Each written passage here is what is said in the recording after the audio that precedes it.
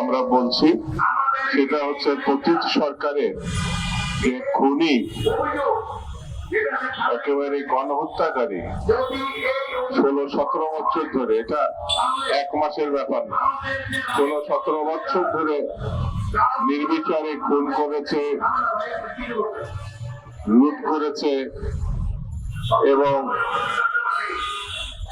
দেশটাকে ধ্বংস করেছে এবং বাংলাদেশটাকে একটা অকার্যকর রাষ্ট্রে রূপান্তরিত করার শেষ প্রান্তে নিয়ে গেছে। সেই খুনিকে এখনো পর্যন্ত আমরা বিচারের আওতায় আনতে পারি না।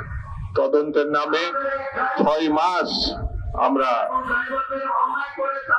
পার করেছি।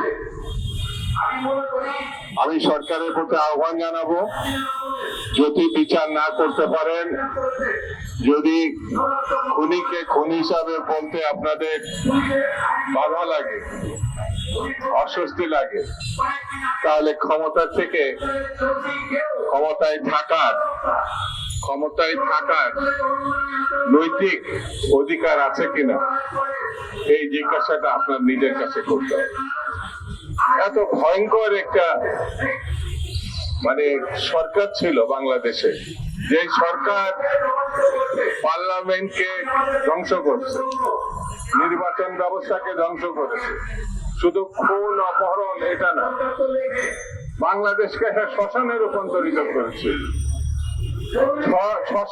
যে রাষ্ট্রকে শ্মশান বানিয়েছে, সেই রাষ্ট্রকে পুনর্জীবিত করার জন্য যেসব পদক্ষেপ নেওয়া উচিত ছিল, যে ভূমিকা থাকা উচিত ছিল, আমরা তার লক্ষণ দেখতে পাচ্ছি।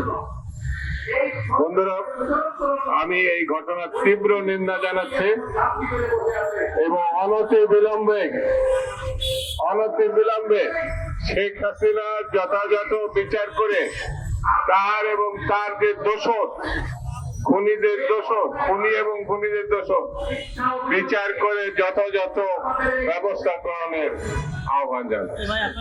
বক্তৃতা আমি বেশি করবো না, কারণ এখানে যারা বক্তা স্পষ্ট করে বিস্তারিত ভাবে তারা আলোচনা করেছে।